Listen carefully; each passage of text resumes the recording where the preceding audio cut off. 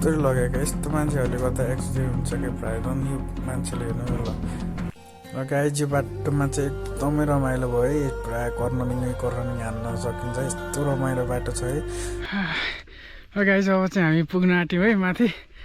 लास्टै गाह्रो थाकेर छाती निस्केला जस्तो छ मेरो त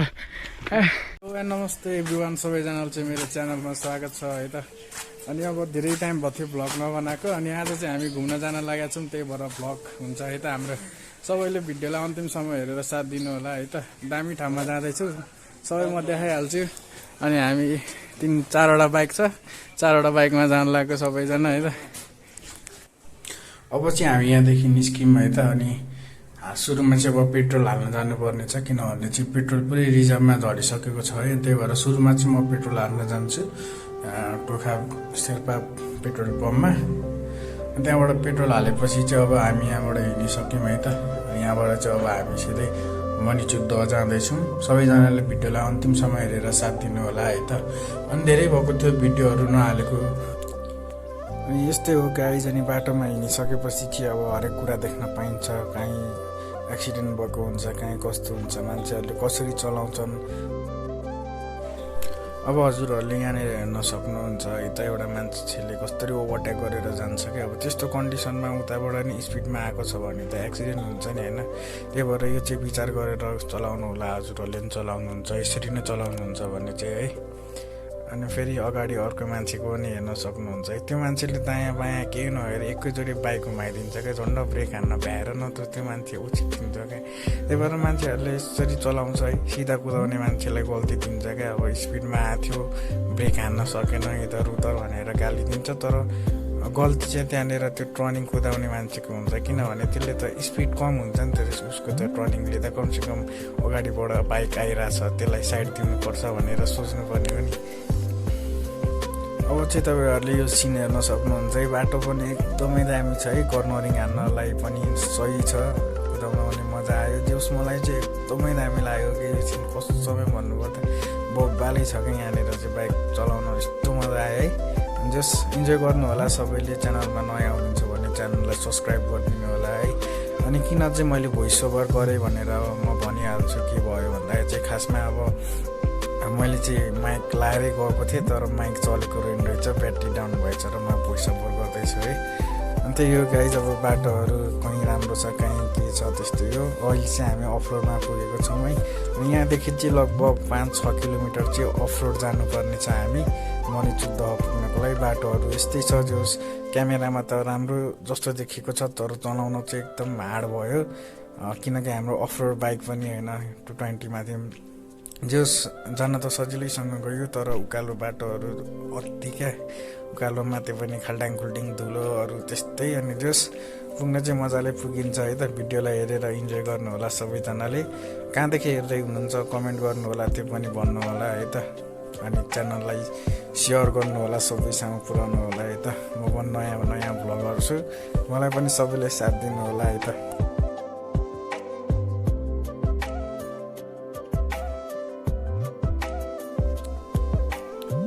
अनि हामी चाहिँ यहाँ पुग्यौँ है त अनि पुग्यौँ भन्दा नि अलिक तल नै हो अब यहाँ चाहिँ अब टिकट काटेर जानुपर्ने रहेछ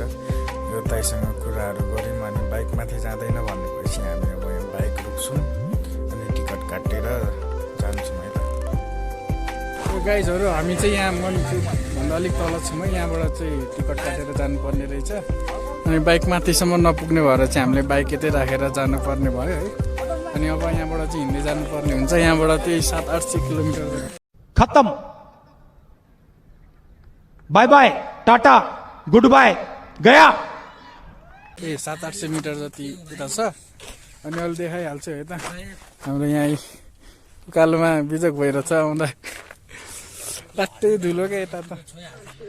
लगाइज हामी चाहिँ अब यहाँबाट हिँड्दैछौँ है अब जङ्गलको बाटो छ है सबैजना ल केटा हो केही ल गाइजहरू हामी जाँदैछौँ है अब गोप्रोमा हल्का यो डार्क भएकोले अलिक कम देखियो होला हेर्न सक्नुहुन्छ है त बाटो दामी छ अब चाहिँ हिँडेर जानलाई चाहिँ हाम्रो यता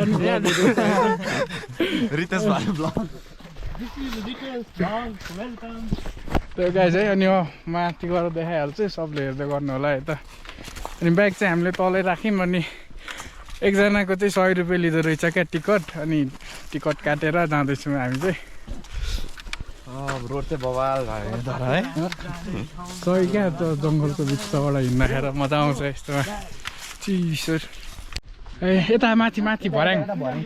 यहाँ अब यो दुईटा बाटो आउँदो रहेछ है यहाँबाट माथि जान्छौँ हामी चाहिँ सिडीमा भर्याङ भनेको थियो नि त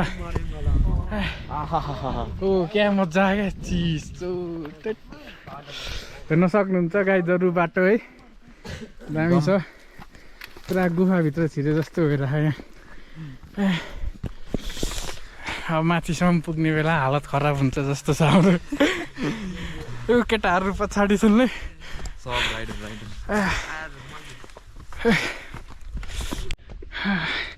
गाइज अब चाहिँ हामी पुग्न आँट्यौँ है माथि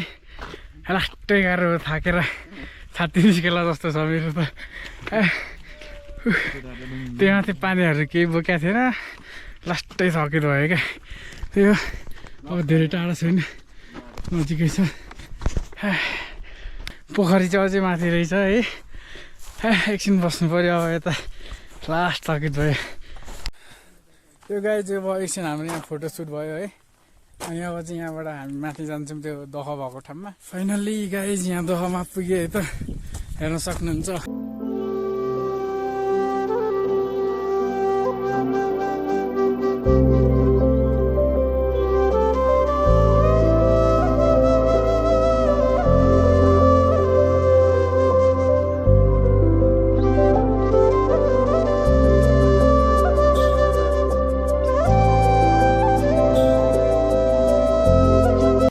त्यही गाई जब यहाँ माथि हेर्न सक्नुहुन्छ है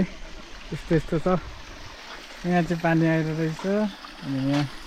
हेर्न सक्नुहुन्छ है यहाँ पूजा गर्ने ठाउँ छ यहाँ अब ढुक्नुपर्छ पनि अनि त्यही हो देवी देउता मान्नु पनि पर्छ हामीले यहाँ चाहिँ दामी पानी आइरहेको छ क्या गाई जब चाहिँ यहाँ म पानी खान आँटेको हेर्न सक्नुहुन्छ है दामी पानी छ क्या ल तलबाट एकदम थाकेर आयो होइन अनि यहाँ आएर चिसो पानी लास्टमा छ क्या चिसो पानी खानु मङ्गलको पानी एकदम फ्रेस हुन्छ है हाम्रो घरतिरको जारको पानी हाल्दा मिक्स छ क्या त्यस तलबाट यहाँ आएको चाहिँ चिसो पानी खान लास्ट मजा भयो क्या अनि केटाहरू चाहिँ यता फोटोसुट गर्दैछन् सबैजना अनि म चाहिँ यहाँ पानी खाँदै रमाइलो गर्दै बसिरहेको छु है त हजुरहरू पनि आउनु सक्नुहुन्छ जस दामी छ ठाउँ त्यस अहिले चाहिँ यहाँ पानी सुकेको भएर चाहिँ अलिक कस्तो नराम्रो आयो है जस मजा छ जब चाहिँ यहाँ घुम्दैछु है म चाहिँ अनि यहाँ खै यस्तो के हो पानी हो कि रक्सी चढाएको जस्तो टाइपको छ है हेर्न सक्नुहुन्छ तर रक्सी त होइन होला पानी जस्तो छ है अनि यहाँ यसरी चढाएको छ जस अब यहाँ एकछिन बस्यो रमाइलो पनि भयो है एडभेन्चरस राइड क्या एकदमै अफरोड अनि त्यही हो अब चाहिँ हामी फर्किन्छौँ सायद अब नारायणथानतिर जान्छौँ होला है त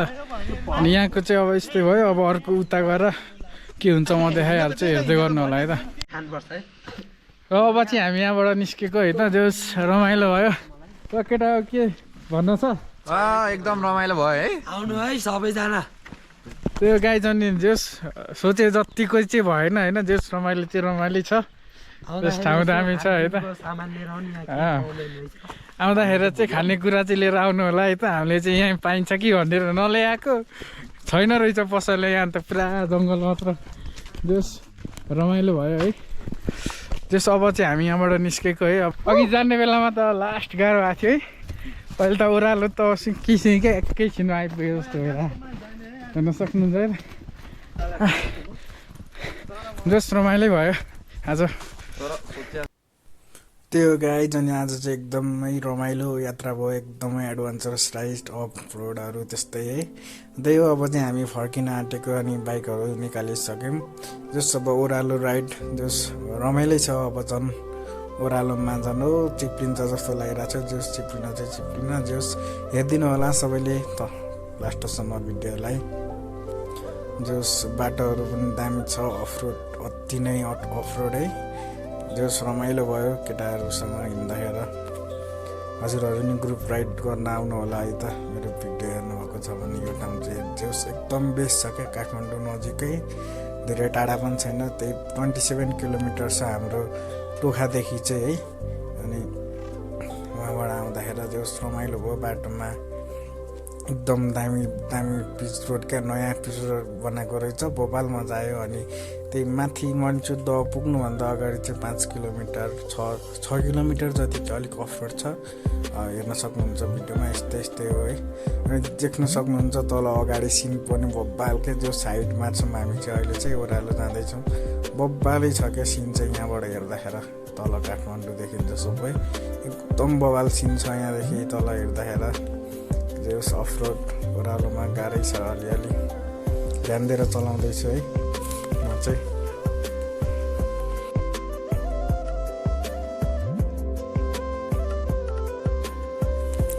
त्यही हो अनि उकालो जाँदा चाहिँ अब टाइम लागेको थियो ओह्रालो त सरर पुरा मजा आउँछ क्या अनि केही टाइमको यात्रापछि चाहिँ हामी पिच रोडमा आइसकेको छौँ है जोस यहाँ चाहिँ एकदमै मजा आउँछ क्या एकदमै दामी क्या यो रोड चाहिँ अनि आजको लागि चाहिँ भिडियो यति नै हो त सबैले हेरेर साथ दिनुभयो धेरै धेरै धन्यवाद सेयर गरिदिनु होला कमेन्ट गर्नु होला